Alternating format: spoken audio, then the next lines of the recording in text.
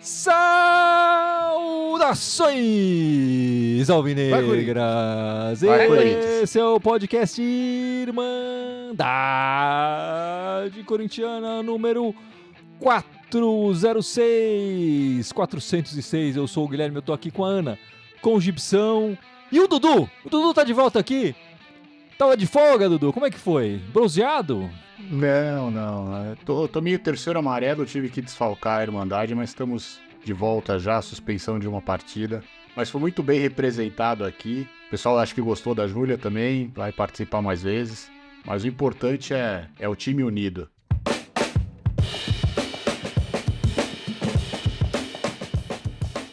Bom, meus amigos, a semana começa daquele jeito, né? Todo mundo entusiasmado com o Memphis, a chegada dele, aquele jogo de classificação na Copa do Brasil, gol no último minuto ali para livrar a gente até das penalidades do André Ramalho, alegria, felicidade, e aí vem o brasileiro e coloca a gente na realidade, né? Digamos assim, né? Joga um banho de água fria nos corintianos. Enfim, resultados da semana. Ganhamos, né, 3-1 contra o Juventude em casa, a primeira vitória do Corinthians em 4 partidas contra o Juventude esse ano, classificado, né, na Copa do Brasil, direto, sem penalidades, e a derrota de 2-1 para o Botafogo fora de casa, né? Vamos começar falando, meus amigos, do brasileiro. A gente tem que falar da Copa do Brasil também e da Sul-Americana, que tem jogo, né, essa semana, então temos bastante assunto ainda, tem que falar das brabas no futebol feminino, lá no Campeonato Brasileiro. Tem que falar mais do Memphis, semana da transparência e... Putz, tem um monte de assunto pra gente falar aqui. Então vamos começar pelo brasileiro, certo? Estamos em 18º lugar, 25 pontos em 26 partidas, 32% de aproveitamento. Eu tava olhando a tabela e mesmo se os resultados todos da semana forem positivos pra gente, a gente não sai do Z4 na próxima semana, né? No brasileiro faltam 12 jogos, 7 em casa, 5 fora de casa, o que pra gente é positivo, né? Teoricamente, diante da nossa torcida, seria mais fácil conseguir um resultado positivo dentro de casa, e faltam mais jogos dentro de casa. E com a chegada do Memphis, Gibson, chega aí um atacante que tem essa média de 1 gol a cada 3 partidas. São 12 no brasileiro. Se ele fizer 4 até o fim do brasileiro, vai ser suficiente pra salvar a gente, Gibson? O problema não é ele fazer 4 até o fim do brasileiro, né? O problema é se o resto do time não fizer mais nada, né? Assim, se ele fizer os 4 dele, Thales fizer mais alguns, né? Mesmo em algum outro jogo ali, quem mais entre jogando, mesmo em alguns minutos, porque duvido que o Depay vai chegar jogando o jogo inteiro, enfim, tá parado, é jogar partes do jogo por enquanto. Então, quem estiver jogando ali, enfim, no time, seja o Romero, seja o Yuri Alberto, que faça o dele também, enfim, cada um tem que fazer a sua parte. Agora, não dá pra botar nas costas do gringo a responsabilidade de conquistar esses pontos que a gente precisa, ou não. Óbvio que ele vem pra ajudar, é uma contratação de peso, né? Mas ele sozinho não vai resolver nada. E tem que se considerar que essa média de gols dele é média de gols jogando lá na Europa, né? Aqui é bem mais tranquilo do que lá o nível do futebol, né? Então tem tudo pra ele chegar aqui e essa médiazinha dele subir. Aí ia ser maravilha, né? Lembrando que assim, a previsão, o que está sendo falado aí, é ele fazer a estreia nesse próximo jogo contra o Atlético Goianiense em casa, né? O jogo do meio da semana, que ele não vai jogar o jogo inteiro. Imagino que ele não vai jogar o jogo inteiro.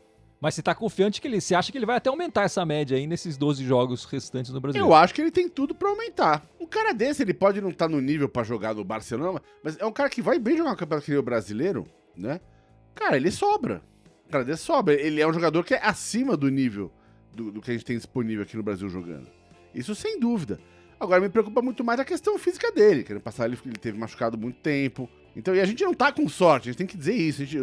Né, o próprio Thales Magno chegou, pau, arrebentou o ombro, lá já teve que ficar uns jogos ali, né, um fora, depois joga, tá doendo, tem que tirar o cara no meio. Enfim, então essas contratações, pra virar mesmo, o cara tem que jogar bola. Assim, se chegar e machucar, a gente tá ferrado.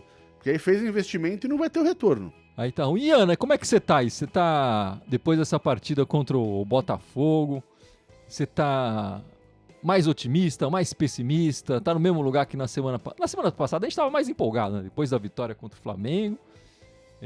Agora, enfim, como é que você tá aí? Qual é o seu sentimento? A gente sai desse Z4 até o fim do campeonato ou não sai? Olha, eu vou dizer que eu tô com bastante medo, né?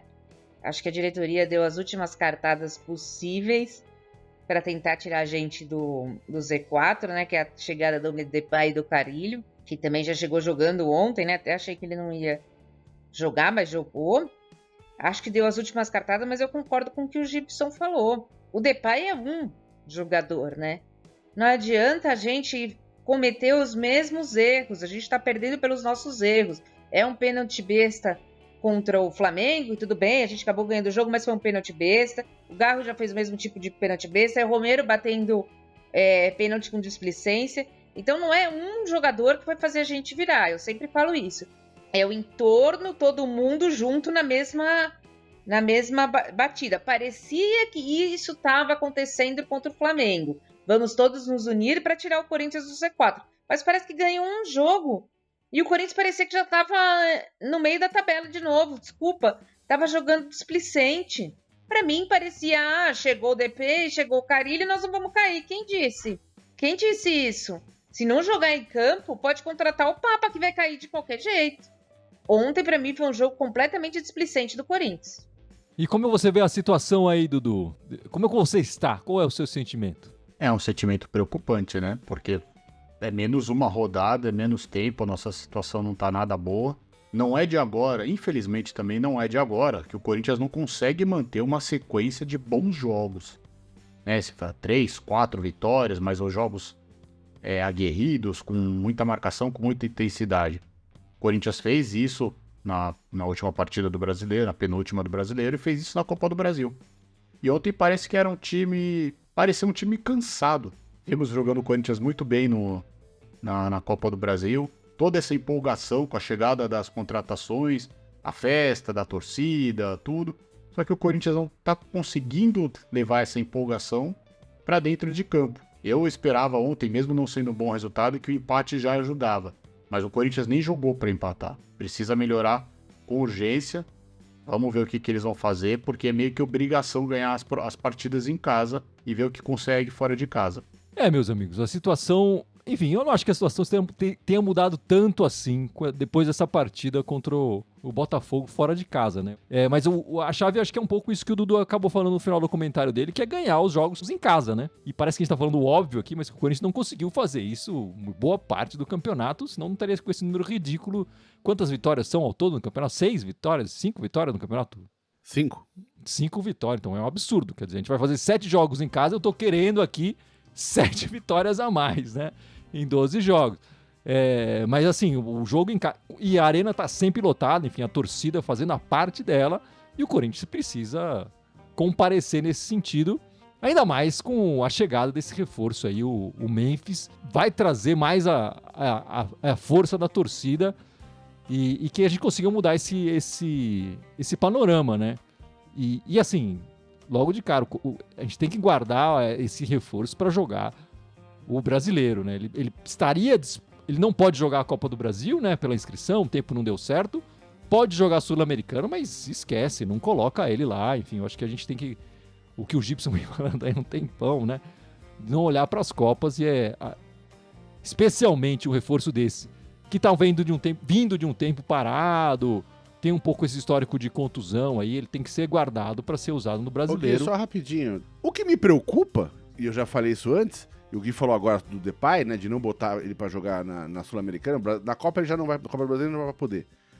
É que ele tendo disponível, os caras vão querer colocar. Eles tentaram até o último instante inscrever ele na Copa do Brasil. Quase arrancaram a perna do André Ramalho lá, ele conseguiu fazer um gol no final de cabeça ali. 5 minutos antes, quase arrancaram o tornozelo dele ali. Agora, imagina se acontece com o Garro. E a gente perde o Garro aí 2, 3 semanas. Então por isso que eu falo, não, assim, e o pior é que quanto mais passa de fase, cresce o olho. Eu troco facilmente toda a pontuação e toda a grana da Copa do Brasil pela classificação, pelo não rebaixamento brasileiro. E assim, e o técnico e a diretoria não tem culhão de numa semifinal da Copa do Brasil botar o time em reserva pra jogar. Não tem culhão de fazer isso. E na Copa Sul-Americana, se for passando de fase, idem. Se o time for começar a perder jogadores, como corre o risco de perder uma jogada idiota, que nem aconteceu com o André Ramalho, né? Cara, aí depois não vai reclamar que o time caiu no fim do ano, com esses reforços todos chegando. Ainda bem que o Depay não pôde ser incluído na Copa do Brasil. Ainda bem. Fiquei feliz pra caralho, vou ser sincero com isso. Falei, ufa, livramos o cara da Copa do Brasil. E a diretoria e o técnico não vão ter culhão, enfim, de botar um time reserva na semifinal da Copa do Brasil ou então na Sul-Americana. Isso que me preocupa pra cacete. Bom, o Gibson já se adiantou aí, já falou da Copa do Brasil, da Sul-Americana, que eu vou falar aqui, Gibson. Calma, a hora vai chegar, Gibson. Enfim, falando aí do Memphis, que pode ser a nossa salvação no Campeonato Brasileiro, alguns detalhes do contrato dele foram falados essa semana e ficaram mais claros, né? Tinha se dito antes que o contrato era até o final de 2026. Na verdade, o contrato é até julho de 2026. Quer dizer, ele estaria livre na melhor janela europeia, enfim, no melhor momento para a janela europeia e depois da Copa do Mundo, enfim, naquele período de Copa do Mundo. Ele diz que quer disputar a Copa do Mundo, essa Copa do Mundo de 2026, né? E tem essa cláusula, né, Ana, da Série B, né? O Corinthians, que a gente está discutindo isso até agora, né? Caso o Corinthians caia para a Série B, os dois lados podem optar pela rescisão, sem multa para os dois lados. Como é que você viu aí esses detalhes aí do contrato do Memphis? Eu achei tudo normal. Eu não acho que é um jogador que vai querer jogar a Série B. Nem o Corinthians, se jogar a Série B, não vai ter dinheiro, porque vai cair muito a arrecadação. Então, achei normal. Faz parte de uma retomada de carreira dele, né? Não vamos esquecer que ele estava sem clube e passou a janela europeia também, não teve nenhum contrato que o agradasse. Acho normal também até o meio do ano, na janela principal da Europa, se ele fizer um bom campeonato pelo Corinthians, provavelmente ele vai se chamar atenção e vai ter novas oportunidades na Europa. Pra mim, tudo ok. Vamos esperar ele jogar. Em relação ao contrato, nada que me surpreenda. Eu acredito que foi tudo colocado dentro dos moldes aí pra ninguém se sentir prejudicado. Já achei interessante, né, a rescisão sem multa pros dois lados, porque normalmente o Corinthians acaba sempre tendo que pagar. Agora é esperar pra ele jogar o quanto antes aí pra ver camisa 94 em campo, a próxima partida no sábado. Até porque o horário permite, né? O horário tá sendo programado pra uma baita festa. O jogo não vai ser à noite, vai ser à tarde. Mas tem festa de noite também, Dudu. Uma festa não é só de tarde, não é só matinê. Porque o Dudu só vai em matinê, ele é jovem, só vai em matinê, não gosta de festa à noite. Tem festa de noite também, não, é Dudu. Que o horário ajuda. Eu acho que assim, é raro o Corinthians jogar no sábado às 4 da tarde. Eu acho que tá todo mundo apostando que ele vai estrear, porque os camarotes, alguns deles já venderam todos ingressos. E Gibson? A gente acabou não falando disso no podcast anterior, enfim, muito assunto, muita coisa, que é a prisão do presidente do Esportes da Sorte, né? Numa investigação policial que está acontecendo lá no Nordeste, enfim, e que isso em algum momento colocou em dúvida a respeito do dinheiro para pagar o contrato do Memphis, que seria o dinheiro da patrocinadora que tinha dito lá que ia dar 57 milhões para o Corinthians num reforço de peso, e está sendo um reforço de peso, enfim, todo o material de marketing, então, se colocando o nome da Esportes da Sorte, tá todo mundo juntando a imagem do Memphis com a Esportes da Sorte. Mas o presidente está preso e tem esse risco desse dinheiro não aparecer. O Corinthians até se fala nos bastidores, né, de um seguro para o Corinthians possivelmente fazer para se garantir ali em caso esse dinheiro em algum mês falte ali da patrocinadora, né? Como é que você está vendo essa situação aí policial e econômica do patrocinador com o Corinthians, com reforço midiático e tudo mais? Olha, para tentar resumir uma questão que é complexa e tem um monte de coisa para falar, hoje em dia as bets dominam os patrocínios de todos os times, não só do Brasil, não só do Corinthians, enfim.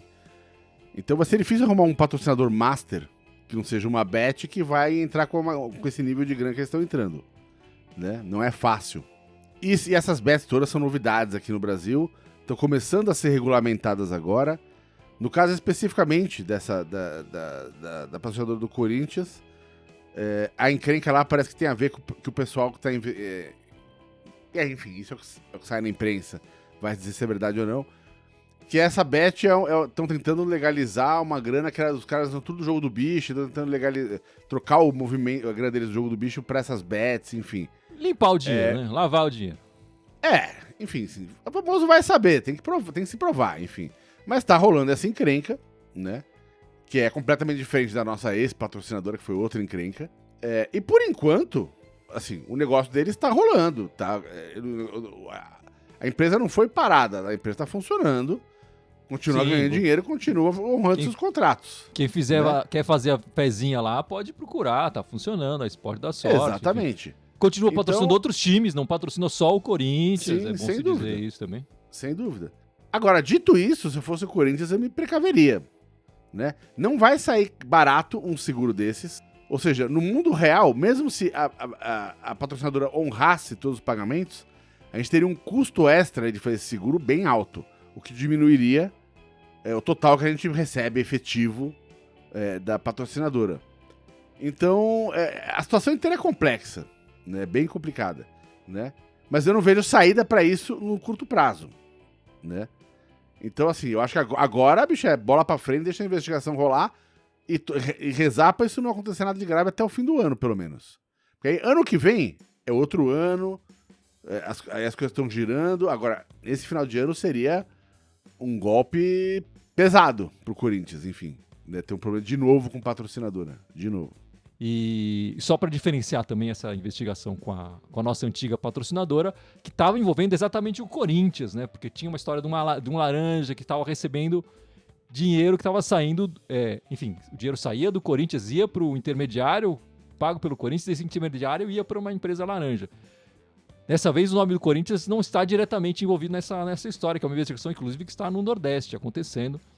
É diferente, as coisas são diferentes, e é uma patrocinadora, como eu falei, tá em outros camisa de outros times também, não é só do Corinthians, e o Corinthians disse que até agora honrou todos os compromissos sem problema nenhum, e na contratação do Memphis também, em contato direto com a empresa, falaram que pode contratar, que a gente garante.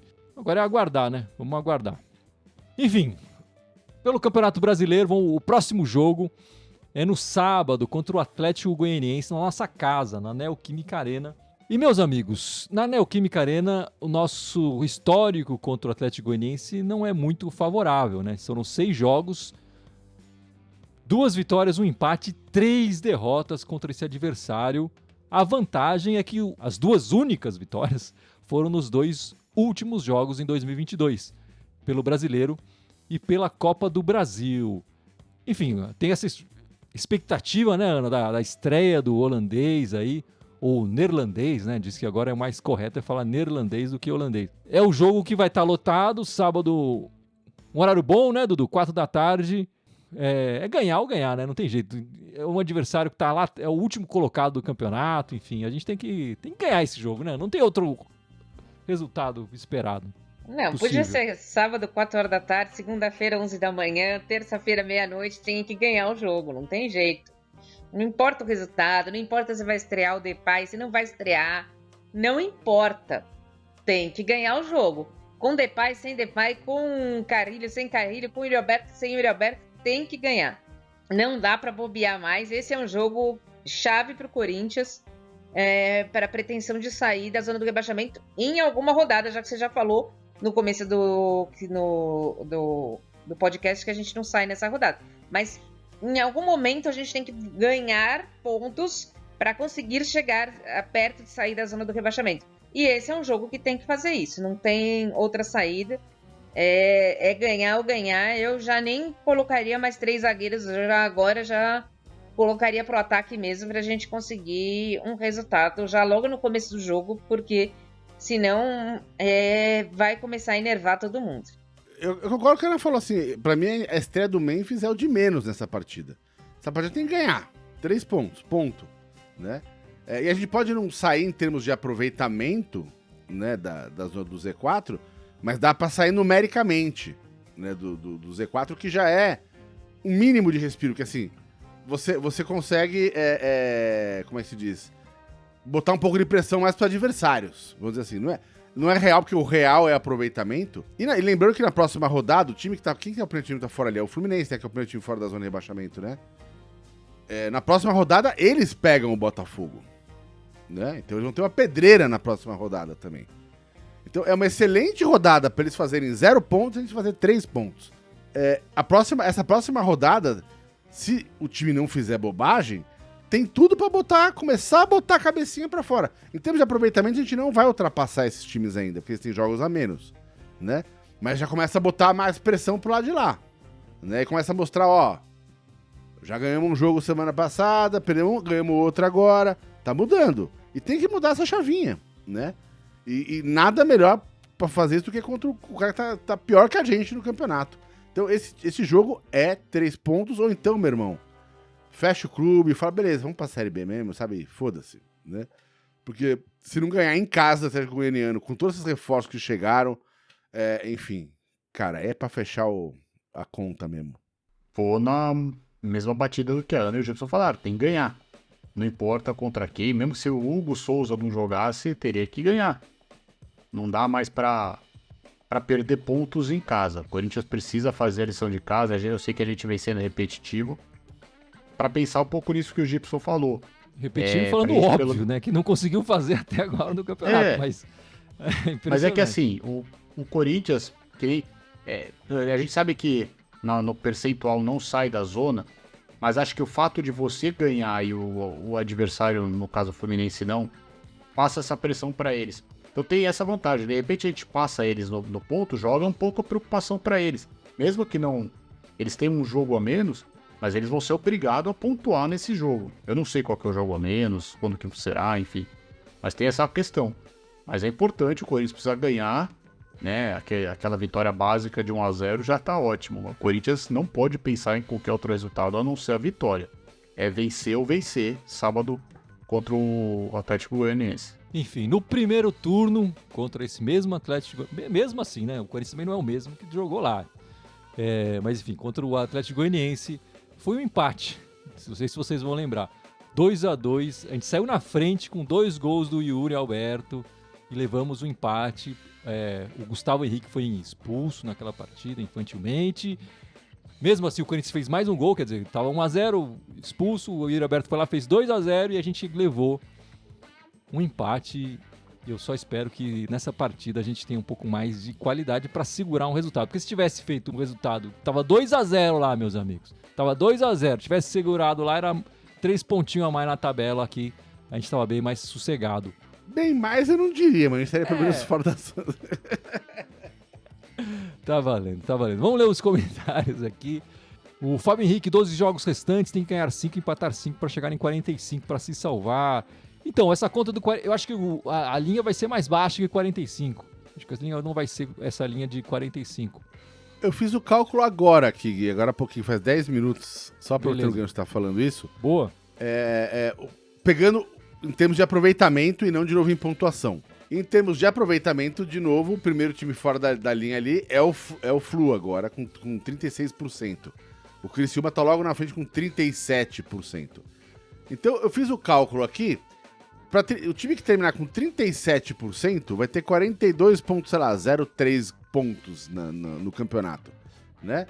Então, se a gente tivesse 37%, teria 42 pontos. Já ficaria à frente do aproveitamento do Fluminense atual, né? E assim, por uma margem de 1%, que é ridículo para apostar, mas enfim, o suficiente atualmente para sair fora. Então, se a gente tá com 25, a gente precisa fazer mais 17 pontos daqui até o final do campeonato. Né? Na teoria, temos 25. 17 em 12 partidas não parece ficção científica. Enfim, não parece. Mas esse time já fez pior que esse ano, enfim. Não, né? Tá fazendo, né? Por isso que a gente tá nessa situação. Enfim, exatamente. Então assim, pra mim ainda 45 é onde eu faço a minha conta. Precisa de mais 20 pontos. Enfim, eu tô achando que vai ser mais baixo que isso, essa linha do o número Z4. mostra que 42 salvaria. Mas, ou seja, enfim, 41 cai. melhor né? mirar no 45 do que... Exato. Enfim. Bom, a situação do brasileiro foi essa.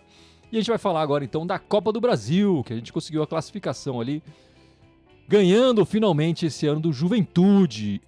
Ô, Gibson, você vai querer falar da Copa do Brasil? Como é que tá essa história da Copa do Brasil? Não, eu vou só falar uma coisa da Copa do Brasil. Só duas. Uma eu já falei, na verdade, vou só repetir porque agora é o momento certo, né? Que eu acho ruim o fato de ter passado pra semifinal, porque a diretoria e o treinador começa a ficar ambicioso. Então, assim, me preocupa ter passado pra semifinal, pra ser bem honesto. Porque eu duvido que o técnico e a diretoria vão ter o culhão de poupar jogadores que precisam ser tirados desses jogos pra focar no brasileiro. E corre o risco deles se machucarem ou coisa pior, né? Então essa é a primeira coisa que eu vou só falar da Copa do Brasil. E a segunda é que jogou com o time, enfim, mais forte possível na quarta-feira. E foi um jogo pela natureza eliminatória, enfim, pela aquela coisa de sair o gol no último momento. Foi aquele jogo meio catártico, né? Que é emocionante, blá blá. Cara, isso aí, cara, isso suga os jogadores. Isso suga. Né, o emocional, aquela saga de...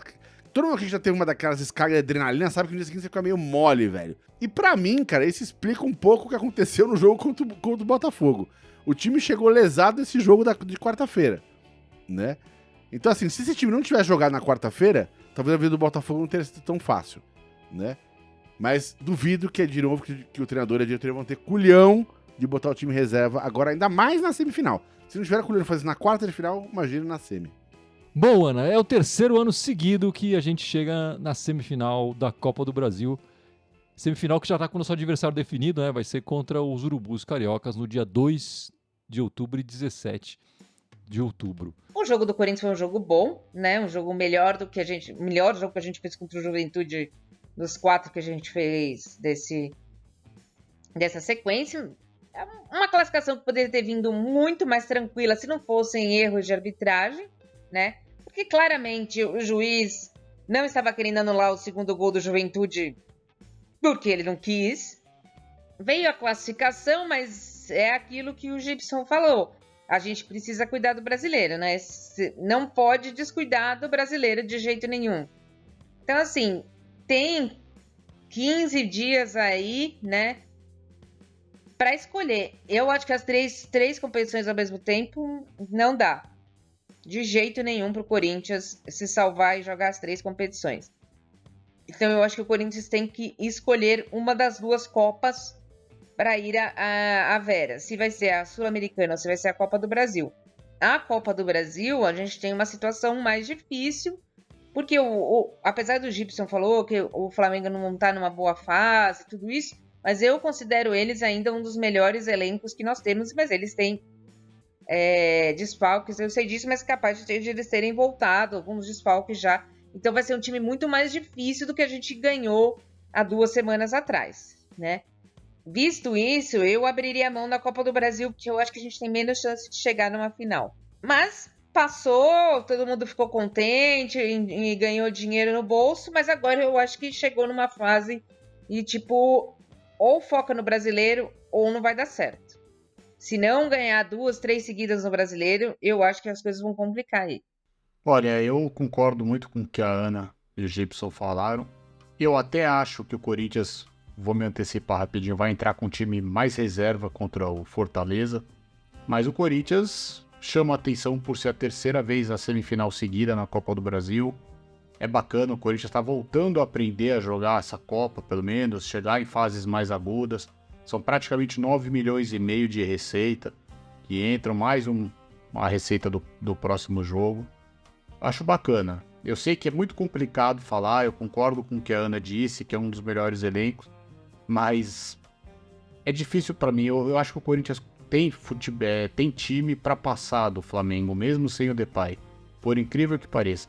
Eu tava com mais receio de ser eliminado do Juventude do que depois pegar os Urupus agora numa semifinal. Vamos esperar para ver.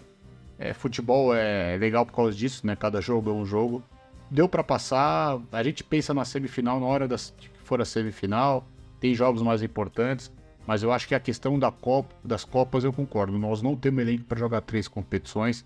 Mas eu acho que a Copa que o Corinthians vai escolher vai passar muito pelo primeiro jogo agora da Sul-Americana, que nós vamos falar daqui a pouco. Lembrando, Gui, que a CBF ainda vai fazer o sorteio dos horários e dos mandos, mas muito provavelmente vai ser o jogo da TV.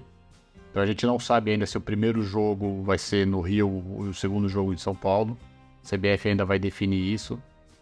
Mas é que nem você falou, é dia 2 e dia 17 de outubro que a gente pode esperar as partidas. Pode ser que, ao meu ver, não vão ter os 2 jogos, né? Tem 2 times do Rio, acho que não vão ser os 2 jogos no mesmo dia, mas vamos esperar o sorteio para ver o que vai acontecer. Eu vou ler os comentários aqui. O Pilon falando aqui, vai pegar o Flamengo e pagar mais 1 milhão para ter o Neneca no gol. Teoricamente, o Corinthians pode já contratar definitivo e não precisa pagar mais essa multa, né? O confronto é no dia 2 de outubro, né? O Corinthians só poderia fazer... Enfim, é uma coisa meio absurda, mas só pode fazer a preferência de compra a partir do dia 1º de outubro, não é isso? O contrato que falaram, ó. Então, teoricamente, o Corinthians, um dia antes, deposita lá a compra total e já pode colocar ele em campo sem pagar essa história da multa, né? Teoricamente, porque esses detalhes do contrato estão aparecendo só conforme vai acontecer, né? Então, pode ser que tenha um outro detalhe ali que a gente não está sabendo ainda, né? Pode ser que tenha, se enfrentasse o Flamengo na Copa do Brasil, não poderia, né? Pode ser. Pode Mas ter o presidente, uma cláusula lá, sei lá. A gente o não presidente tá falou que o sabendo. dinheiro estava separado, né? Então, eu acho que não vai ser multa, vai ser adquirir logo o Neneca. E aí é bom a gente falar também, eu tava passando esse assunto, você acha que ele falhou, Ana, nos lances ali? Que tudo, ele levou falta, o juiz anulou um, depois não anulou o outro, que foi falta também. Mas você acha que o Neneca falhou num jogo decisivo, né? O Neneca tem essa fama, já dos urubus, de falhar em momentos decisivos, né? Olha, eu acho que ele falhou, tá? Eu acho que ele falhou nos dois. Os dois foram falta, na minha opinião, mas ele falhou nos 2 gols. Concordo. Né? Porque eu acho que ele poderia ter socado a bola no segundo gol e teria evitado esse problema. Mas ele tem tido partidas tão afirmativas, mesmo decisivas, né? Em Copa Sul-Americana, que campeonato Copa do Brasil, e mesmo no Brasileiro, nesse jogo contra o Botafogo, foi o seguinte, para mim ele foi o melhor em campo do Corinthians, com defesas boas. Então eu não vou ficar falando, ele tá falhando em partida decisiva. Porque qual a diferença ali de umas quartas de final contra a Juventude ou umas oitavas contra o Grêmio? E ele foi muito bem, então não acho que seja... ele falhou como qualquer outro jogador falha. Infelizmente tomamos gol ali, mas eu acho que deveria ter sido anulado. É isso. E essa semana, Gibson, teve finalmente, né? A tal da Semana da Transparência. Que estavam prometendo que iam soltar os cachorros na administração passada e que todo mundo ia ser um absurdo, ia ser um negócio. No final acabou sendo uma transmissão, enfim, foi uma live bem tranquila, bem leve, né? Não se pegou tanto, não se falou tão mal assim da administração passada.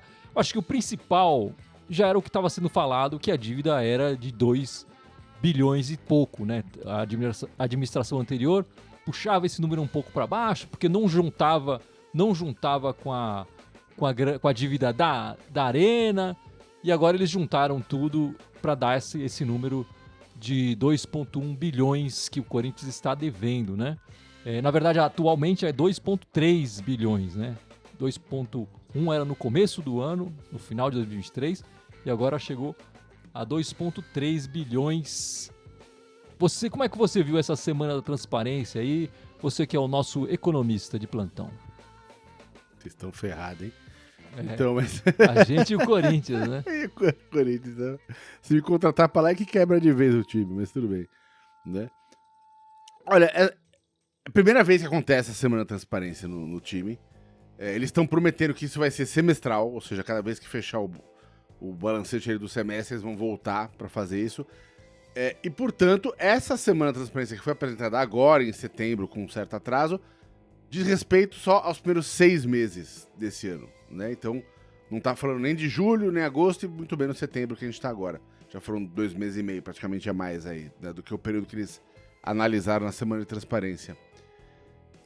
A primeira coisa que ficou clara é que é a primeira vez que o time chega em público e fala, a nossa dívida é exatamente tanto, né?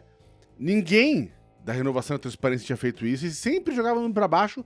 E mesmo, e uma coisa que foi muito clara nessa demonstração que eles fizeram sexta-feira, foi que ainda tinha ali uns 100 e tantos, 200 e tantos milhões que mesmo os caras não estavam lançando na contabilidade do time, do clube, mas que tinha que ser lançado, porque eram questões jurídicas lá com prefeitura, com não sei o que, lá tributárias, enfim, então os caras tinham mentido no balancete no final do ano passado, dizendo que a dívida total do clube era de 1.900 e tanto, quando na verdade já era de quase 2.200, 2.189 e lá. Isso, enfim. De lá pra cá, teve um aumentozinho ali de 100 e poucos milhões, que é inferior, enfim, eles explicaram que isso é inferior ao que seria só os juros do período, né, da dívida. Ou seja, a dívida em si não cresceu, ela até diminuiu, porque se não tivesse sido paga nada da dívida, os juros do serviço da dívida seria mais 172 milhões e cresceu só 100 e pouquinho. Né? Então, uma parte dos juros foram abatidos. Dito isso, né, ainda é ruim, porque a dívida não diminuiu. Né? Nominalmente, em termos de inflação, descontando lá o real e nominal, pode ter diminuído. Mas assim, tipo, é o primeiro semestre de uma administração que pegou um time completamente... um clube completamente desmontado, o time completamente envelhecido e sem conseguir jogar bola. Teve o escândalo lá com a patrocinadora, que isso, enfim, ainda tirou dinheiro do Corinthians, né? Dado isso tudo, o resultado do primeiro semestre não foi nem um pouco ruim, eu acho. Acho que foi muito bom. O Corinthians saiu no vermelho, no azul, aliás, no primeiro semestre do ano.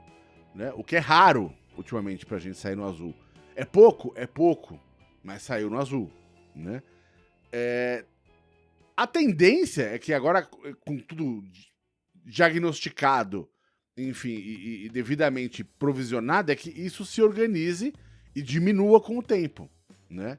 Aí entra as questões, eles mencionaram, por exemplo, a questão lá da Gaviões da Fiel, que tá querendo a vaquinha pagar o estádio. Se a Gaviões da Fiel conseguir ou pagar o estádio, chegar perto disso, já seria um baita de um alívio financeiro pro clube. Eles estão avaliando também aquela história de venderem cotas do estádio, né?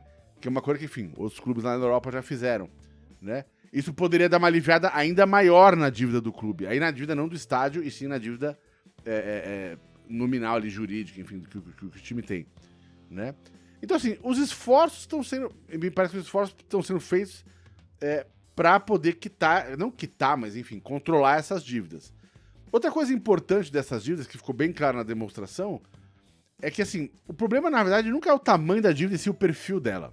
E se essa dívida é uma dívida para pagar no curto prazo, é muito mais problemática do que uma dívida que já está equacionada e diluída para pagar no longo prazo com juros baixos, né? E no perfil que eles receberam no começo do ano, eles tinham, na teoria, para pagar 1 bilhão e tanto esse ano. Ou seja, quase a metade da dívida teria que ser paga esse ano.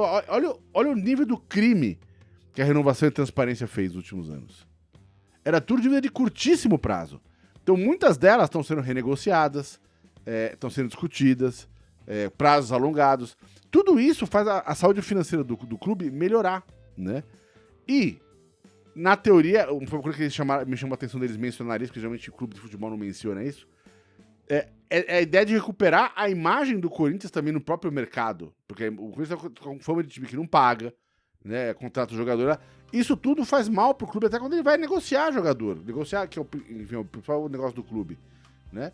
Então, a ideia da Semana de Transparência inteira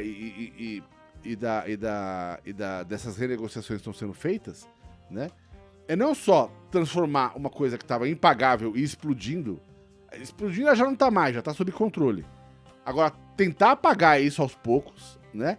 Mudar o perfil dessa dívida pra isso virar uma coisa que não sufoca o clube como vem sufocando esse ano, né? E aí sim, com o controle da situação, né? Eles mesmo falaram, é impossível de resolver isso em 3 anos de mandato. Aí ele falou, nossa meta é entregar o clube melhor pra próxima administração. E aí tem que rezar a próxima administração não ser de novo um louco tipo renovação que vai explodir de negócio de novo. Falar, não, mas a gente pode contratar um pouquinho mais. Descer o cacete, porque mesmo com essa contratação do Memphis Depay, blá blá blá, o clube teve um superávit em termos de venda de jogadores e compra de jogadores. Chegou esse tanto de jogadores, mas o clube desembolsou menos do que recebeu. Grande parte graças à venda do Wesley. Você comentou essa história que se esperava que ia ser uma coisa meio uma vingança, falando mal da Renovação e Transparência. Porque o próprio Augusto Melo trazia isso. Não, vocês vão ver, vocês vão falar, enfim. Ele também tinha essa brava. A minha impressão, assim, eu achei, a primeira coisa, eu achei que a live foi muito clara, eles usaram um termo simples, E o tom não foi belicoso. E aí eu acho que tem a ver com o fato de que tá com um pedido de impeachment rolando em cima dele. Não é hora dele pegar e brigar com todo mundo que tá lá. É hora dele tentar trazer uma parte do pessoal pro lado dele. Falar, ó, estão fazendo um trabalho legal, não entra na história desses malucos aí, porque esses malucos estão querendo ferrar todo mundo, inclusive o clube. Né? Então eu acho que a falta desse tom belicoso, pra mim, se explica graças a essa história do processo de impeachment que tá rolando no clube. Eu acho a iniciativa boa, né? Eu acho que isso realmente é transparência, né? Eu fiquei um pouco na dúvida sobre isso dessa nova chegada, porque nós contratamos 9 jogadores, né? O quanto isso pode influenciar na folha de pagamento, né? Porque, tudo bem, eu concordo com o que você falou, a gente não tá pagando... A gente não comprou nenhum jogador de outro clube, né? A maioria deles veio ou por empréstimo, ou estava livre, como é o Depay, como é o Carrilho. Mas o quanto isso pode inflacionar a nossa folha de pagamento, né? Eles falaram ali no momento ali que a despesa com salários, eles colocaram um salário em geral, né? Do clube como um todo. Claro que a maior parte do salário de problema salarial deve ser dos jogadores, né? Os jogadores é que saem mais, ganham mais salário, né? Diminuiu. Agora, eu também não sei se está escrito salário e está escrito luvas, direito de imagem, tudo junto, ou se é salário do CLT e tudo mais, e que separa essa outra parte que para o jogador também é salário, né? No final das contas é... Exato, porque a gente sabe que atraso de salário é um problema. Então isso é o que mais me preocupa atualmente, mas eu acho que toda iniciativa que mostra a transparência do time é boa. Eu sou a favor e torço para que esse negócio aí da Gaviões dê certo. Eu acho que pode ser uma iniciativa inédita no mundo. E a torcida do Corinthians já mostrou sua força, né? No dia seguinte, na quinta-feira, logo depois da classificação, tinha fila para esperar a abertura da loja do Corinthians na Neoquímica Arena, no Parque São Jorge, né? Para comprar a camiseta do Memphis, né? Então eu acho que a torcida do Corinthians pode sim mostrar sua força de novo e ajudar na redução da dívida. Vai ajudar 2 vezes, né? Porque vai ajudar no Pix e vai ajudar na renda, porque vai acabar vindo pro Corinthians, né? E a torcida do Corinthians nunca deixa de ir no estádio. Poxa, não dá pra ampliar logo essa Neoquímica aí pra 60, 70 mil lugares? Porque vai estar cheia, com 60, 70 mil pessoas, nós vamos tendo mais renda, nós vamos pagar a dívida mais fácil. Se o Corinthians nessa situação coloca 42 mil pessoas, se fosse, né? Na hora que tiver 50 mil, serão 50 mil, 60 mil, serão 60 mil. Por isso que é bom a gente estar sempre numas quartas, numa semifinal de Copa do Brasil, chegar numas quartas, numa semifinal de Sul-Americana, ou numa Libertadores. Isso vai trazendo renda e vai ajudando o Corinthians a quitar essas dívidas. Enfim, a gente está se adiantar, indo embora aqui, o podcast cada vez maior. Eu só queria falar dessa parte financeira. Foi dito na transmissão, né? A Ernst Young acabou os trabalhos, encerrou os trabalhos que eles foram contratados para fazer. Então, os próximos passos do Corinthians financeiros e de compliance e tudo mais não tem envolvimento dessa empresa, né? Eu tinha na lista para falar do direito de TV, da camisa nova 3, mas não vamos falar nada disso agora e vamos falar das brabas, Ana, que saíram em vantagem na final do Campeonato Brasileiro, não é isso? Isso mesmo, é mais uma final de Campeonato Brasileiro, né? O Corinthians hoje começou fora de casa, né? Contra o time da Vila Sônia e começou muito bem, né? O Corinthians venceu por 3-1, acabou tomando um golzinho no finalzinho, né? Uma bobeada, mas jogou melhor do que vinha jogando o Corinthians. O que preocupa muito o Corinthians são as lesões, né? Hoje saiu lesionada a Gabi Portillo e a Isabela, que a gente não tem ainda garantia de que vai jogar, né? No domingo que vem, às 10 da manhã, o Corinthians já confirmou, o jogo vai ser na Neoquímica Arena, então eu acredito que a Neoquímica Arena vai estar lotada, né? Domingo, né? 10 da manhã. Vai estar lotada no sábado e vai estar lotada no domingo, né? Acho que vai ter mais Tem gente que nem vai sair de lá do sábado, acho, viu, Ana? Desculpa interromper, mas acho que tem gente que vai ficar de sábado pra domingo lá direto. Você tá falando da Laís? A Laís vai ficar ali na frente, vai acampar. Provavelmente. A Laís que participou aqui dos podcasts, ela é maluca, ela é capaz de acampar ali na frente. Mas Eu acredito que vai estar lutado os 2 dias. Vamos para cima. O Corinthians tem grande vantagem. Mesmo com os desfalques, eu acredito no título do Corinthians domingo, 10 horas da manhã. Vai passar na Globo, vai passar na Sport TV, mas quem puder, vá até lá, veja o Corinthians sendo muito provavelmente campeão, né? Eu acho que vai ser campeão. Levantando a taça lá mais uma vez, Campeonato Brasileiro, né? O Corinthians que tem ainda finais do Campeonato Paulista, Libertadores ainda para disputar esse ano. Não, eu achei só interessante, é a primeira vez que chega Corinthians e Jardim Leonor na final do Brasileiro. Eles já chegaram 3 vezes no Paulista, o Corinthians ganhou as 3, mas foi uma atuação muito boa do time feminino hoje. Eu achei que a Yaya jogou demais, impressionante a partida que ela fez. Lamento só até um pouco pela situação, o Morumbi não está cheio. Eu acho que o time, né, deles merecia ter mais público, até para incentivar ainda mais o... Mas tinha bastante gente. Quanto deu de público? Deu 30 mil? 28 mil e alguns quebrados. Mas assim, poderia ter mais gente. Eu acho que foi legal, não, foi bacana, mas poderia ter um pouco mais gente. Na arena vai estar lotada. Mas acho que foi bacana. O Corinthians que pode conquistar o pentacampeonato seguido, se eu não me engano, sendo hexacampeão brasileiro. Impressionante o nosso retrospecto, mas foi bacana de ver. E agora a festa ficou marcada para a arena, que vai estar, acho que abarrotada. Se bobear, acho que vai ter mais gente no domingo do que no sábado. Enfim, só essa questão foi a primeira vez que o time feminino deles jogou no estádio, né? Eles têm mandado os jogos no CT, enfim. Eu acho que nosso adversário tem que tratar o futebol feminino com um pouco mais de carinho. Eles vão ter uma resposta melhor. Mas eu acho que colocar quase 30 mil pessoas, 10 da manhã no domingo, uma final, campeonato feminino, eu acho que é um bom número. Enfim, Gibson, vou deixar você para falar da Sul-Americana, que é o que você mais gosta, tá bom? Espero que saia logo da Sul-Americana, tudo que tem a dizer. Próximo jogo do Corinthians é nessa terça-feira, 9h30 da noite, jogo fora de casa, Fortaleza, pela Copa Sul-Americana. Enfim, nos últimos 10 jogos contra o Fortaleza, e aí contando 10 jogos, isso vem desde 2021, né?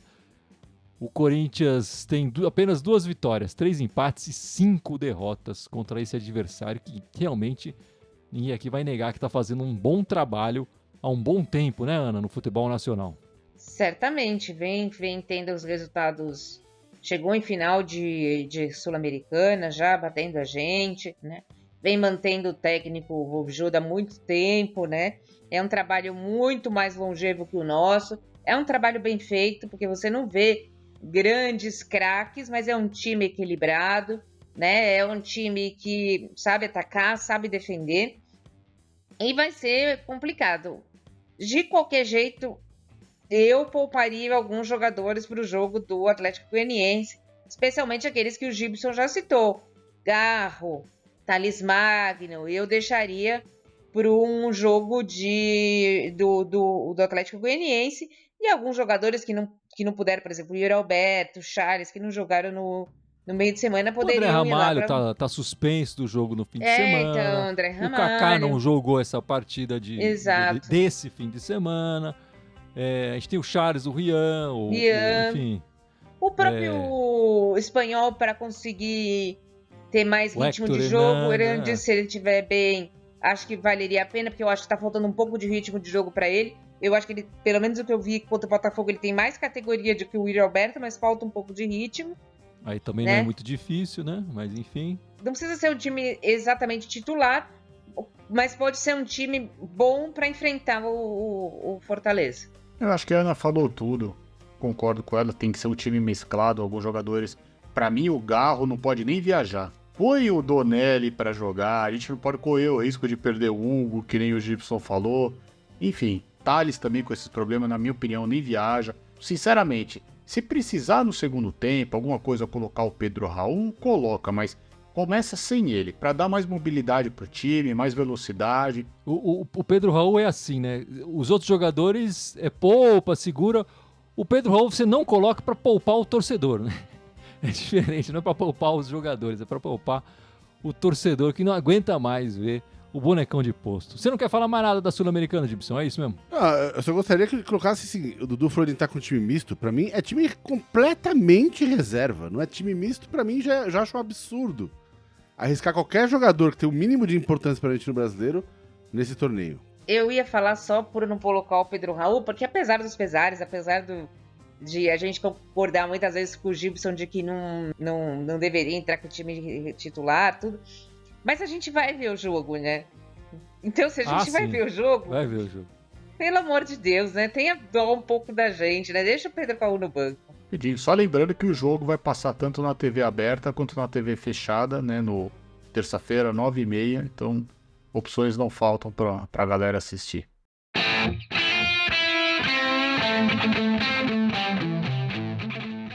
É isso então, meus amigos. Vamos encerrando esta live, este podcast 406, mas não sem antes o grande Dudu lembrar as nossas redes sociais, certo, Dudu? Vamos lá, né? Eu sabia que ia sobrar pra mim, né? Tava suspenso na... Voltou é Lembrando que punição. nós estamos, infelizmente, ao vivo só no YouTube, né? Mas não deixem de seguir também o Instagram, TikTok, Telegram, SoundCloud, iTunes, Deezer, Spotify. Estamos provisoriamente fora do X, né? Sei lá se uma hora vai voltar. A Mas gente e o temos a Brasil rede todo, nova. né? Não é só a gente. A gente e o também Brasil tem que falar todo. da gente. Os outros, né? Mas também temos a Blue Sky. Todas as redes são Irmandade Corintiana, exceto na Blue Sky, que é Irmandade Timão. Deixa o like, põe o sininho no YouTube para aparecer tudo aí para vocês. Até porque domingo que vem estaremos ao vivo. A gente não sabe quando termina, mas domingo que vem, 19h, estaremos no ar contando com a presença de vocês. Boa, Dudu. E Ana, o Memphis vai estrear essa semana e a pergunta mais importante, vai fazer gol? Vai estrear essa semana e eu acho que vai fazer um gol com passe do Garro. Mas eu tô torcendo também pra esse cara já desencantar logo, bicho. Chega chegando, mano. Chega. Nem que seja aqueles gols de joelho, de cana, não interessa. Põe pra dentro. Atacante que não faz gol, a gente já tá lotado no banco. É isso então, meus amigos. Muito obrigado. Esperamos vocês na semana que vem. E vai, Corinthians! Vai, Corinthians! Vai, Corinthians! Vai, Corinthians!